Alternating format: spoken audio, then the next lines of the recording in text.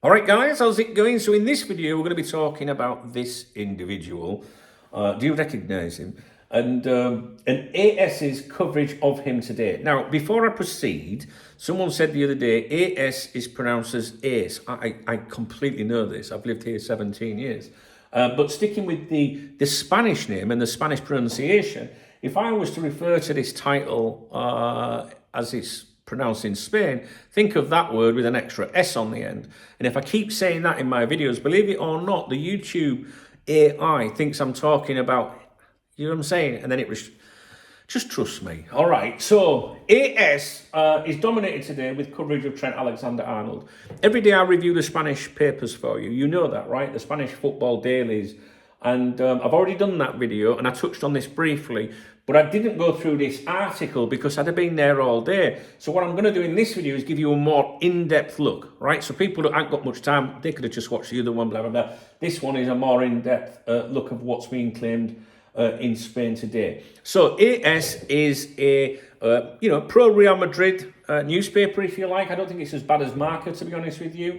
But it's interesting to see what they say. We don't take it as gospel, but the grown-ups like to see what's being said. I do, and I'm going to go through it with you. All right. So if you're watching this, maybe you're interested too. So the front page headline, literally, translates to full-back priority. Trent is the full-back priority. Now, down here, there's some blurb, all right, some small text, which basically says exactly as follows. The coaching staff of Real Madrid consider it necessary to sign a defender for the right. Lucas Vazquez is not questioned, he really is by the media, but alternatives are necessary. Alexander-Arnold is the big target. Excuse me. It then says Juanlu and Alex Jimenez are on the radar. All right, Juanlu is the Sevilla right winger, right back, and Jimenez is the AC Milan right back. Okay, just in case you don't know. We then go inside, and basically, it says we must sign, or there must be signings or whatever in January. And I'm going to go through the article with you, and bear in mind it's translated.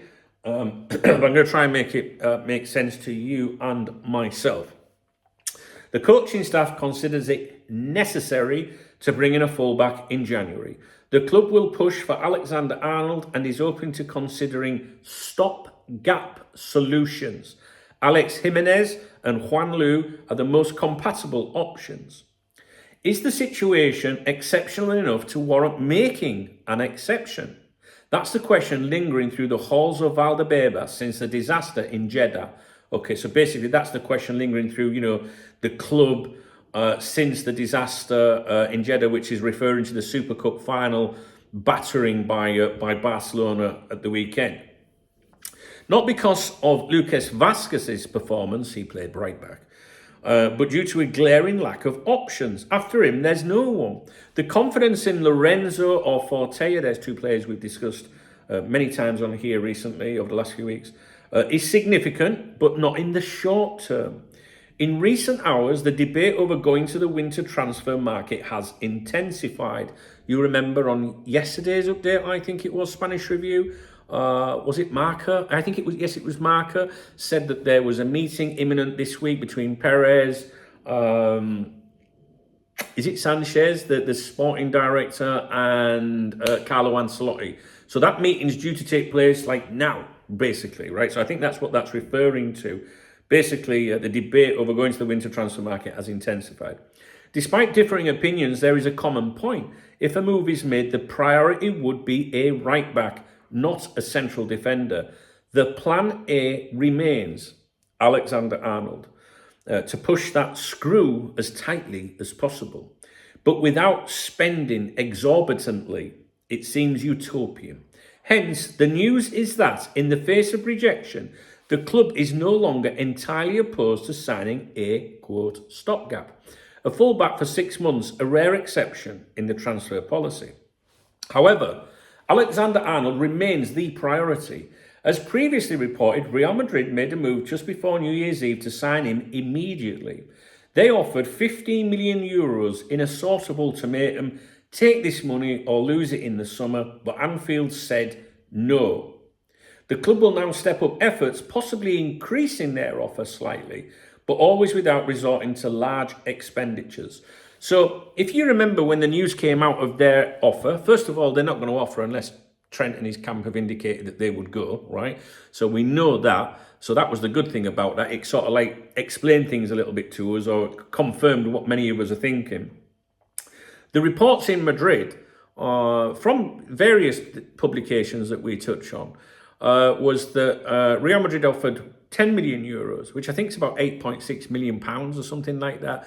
And Liverpool, apparently, if you believe the Madrid-based media, said, no, we're not taking 10 million euros, give us 25 million and we'll do business in January, right? The Liverpool media, Paul Joyce, for example, who is a journalist that we do pay attention to, but many people think that he's basically Michael Edwards. Paul Joyce said that Real Madrid had offered 25 million euros, I think. So it was, both sides are contradicting each other, right? So it's up to you as to who you believe is a bit of truth in one or the other. So went in with 10. Liverpool said, give us 25. Real said, no, we'll give you no more than 15. One thing I would say here is sometimes, obviously in Spain, they talk euros. In England, we talk pounds. And sometimes there can be, sometimes there can be mistakes over the figures quoted, right? I see it all the time, right? So Liverpool saying, give us 25, do they mean 25 million euros or 25 million pounds? That's what I want you to consider here. Anyway, let's stick on point. This article says Real Madrid offered 15 million euros, which I've told you before. And previously, all the reporting up to now has been, and they will not shift, they will not go higher. This article says possibly they will increase their offer slightly, but without going crazy. The prevailing belief is that Liverpool will not let him leave, okay? I think that, I don't know how to, what to think of that statement, because the media here in recent weeks has basically said Liverpool would allow him to leave in January, but for a much higher fee than Real Madrid are offering. So Liverpool will not let him leave. Yeah, they won't let him leave for 15 million euros, but would they let him leave for something, double that, for example, possibly. This leads to a new development. What was Alexander-Arnold or nobody a week ago is no longer so clear. Ancelotti had already communicated to the club months ago, specifically since Carvajal's injury, that he believed reinforcements were needed, but he has never been one to make demands, quite the opposite. He simply relays his opinion and moves forward. However, he encountered an opposing stance. The club believed the situation could be managed until the summer, at which point they would make a signing. So, and I think most of us know this, or would believe this, that Real Madrid, Perez, I've banged on about this for months. He doesn't like to do business in January. I don't think they've done a January signing for 5 years or something like that. I'm not sure. He doesn't like to do business in January. And I think this means that they wanted to see if they could wing it to the summer and get Trent on a free.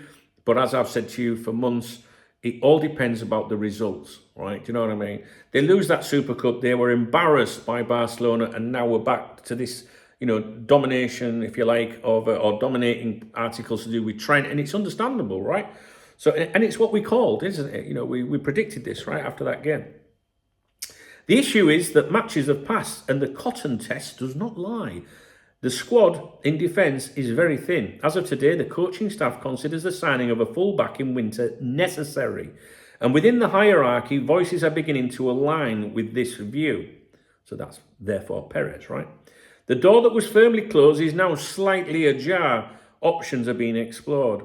The preferred options are utopian. Pedro Porro, 25. Pedro Porro, if you followed my Spanish reviews of the papers for months, you'll know that Pedro Porro was seen to be a player that they would rather have than Trent, but would cost 70 million upwards euros, whereas Trent would be nothing, although there's no such thing as a free transfer. And Frimpong, so the preferred options, Pedro Porro and Frimpong, too expensive, it says here. As long as the Trent pursuit continues, even for the summer, for signing in the summer, they don't want to sign a starting caliber player, as it would create a medium-term overbooking. In this regard, two names stand out above the rest. Alex Jimenez, 19 years of age, a youth player that transferred to Milan, and Reece James, a long-time target with almost 700 days of injuries at 25 years of age. the club would need to ensure he's fit to perform for 6 months before signing him. The option of Alex fits almost like a glove, bringing back the most expensive youth player in the history of La Fabrica, Real's youth setup. Milan paid €5 million for his signing, but negotiations would be required. Above them is Dumfries, 28, Inter Milan's right back, but his market value is also excessive for the current situation. Expenditures like bicycles are for the summer. Another option that is highly regarded is Juan Lu, 21, a Sevilla right back, a player with great attacking potential and solid defensive reports. A similar profile is Ratiui. I don't know that player. I don't think we've mentioned him before. Of Rayo Vallecano, but several levels below. The club has yet to make a move for any of these players. These are merely options being considered should they proceed with signing a stopgap until the summer. The search also extends to more veteran players. Pavard, 28, valued for his versatility. Andoria, 32, still without a club but with doubts about his physical condition. In any case, the decision not to sign is no longer absolute. The tide has shifted. What was once clear is no longer so certain. There is debate within Real Madrid. The transfer window closes on Monday, February the 3rd at 11:59 p.m. Until then, there's time. Time to push for Alexander-Arnold and explore possible alternatives. Is the situation exceptional enough to warrant making an exception? Exceptional enough to sign a stopgap? That's the question. So that, what I've just read to you, is this article that takes up pages 2 and 3. I don't think I need to really break it down any further. I think it's kind of self-explanatory what they're going through there. And I do think that Real Madrid will come in again this month for Trent. I do believe that, guys. I mean, I've been saying that before these articles today. You know, if you do listen to my review of the Spanish dailies each day and what's coming out of Madrid, it does sound like, you know, that they would do that. I mean, to be honest with you, I don't think it's, you know, rocket science, right? So they'll try and wing it, as we've been saying for months, you know, keep an eye on the results. They lost that Super Cup final, right? Spanish Super Cup final to Barcelona and were embarrassed. And it's a big fucking deal here, trust me. So I knew what was going to happen. I knew it would all come back, you know, it's just obvious, right? It's obvious. And they go on about one position in the team. Yeah, they talk about the centre-backs, but there's progress on that front with players coming back from injury. I was reading about that today as well. And they've got Asensio. They're all right in centre. I can't see them going for a centre-back. The right-back is the problem in the team.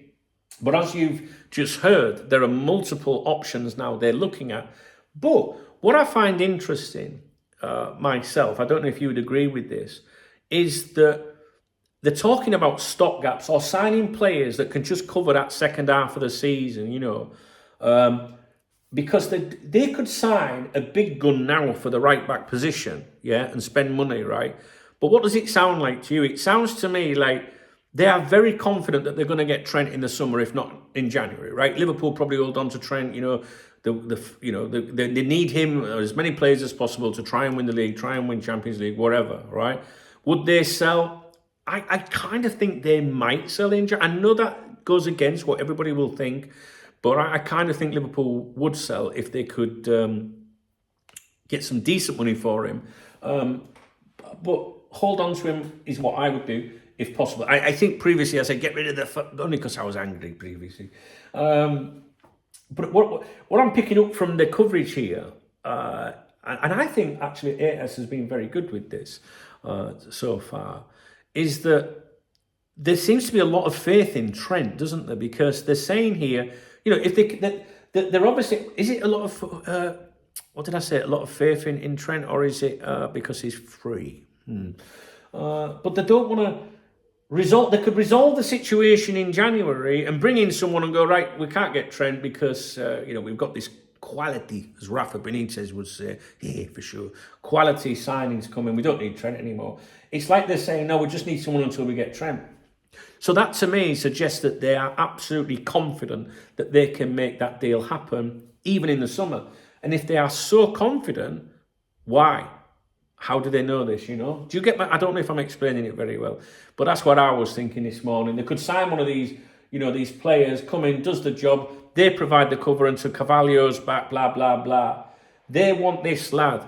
Now, yeah, obviously the big emphasis is on the fact that he's free, but they do want him. And if they're saying, like, well, we just need a stopgap to the summer, that means, to me, they know they're going to get him in the summer. That's what I think it means. What do you think? I'm only, you know, like, I'm only giving my opinion. You know, I'm not a Twitter twat. I don't know what's going on, guys. How could I possibly know?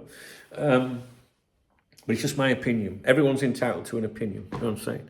All right, so let me know what you think. So I'm glad I broke this down into 2 videos. It's already 16 minutes long. So there, that's your latest from Spain with regards to Trent Alexander-Arnold today. All right.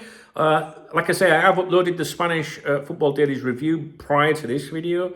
But, you know, there is other stuff in there about Zubimendi and stuff like that. There is a bit about him, but this was the deep video, if you know what I mean. But we like to go deep, don't we, girls? Right, okay, so I'm going to leave it there. If you appreciate this video, please thumbs up this video.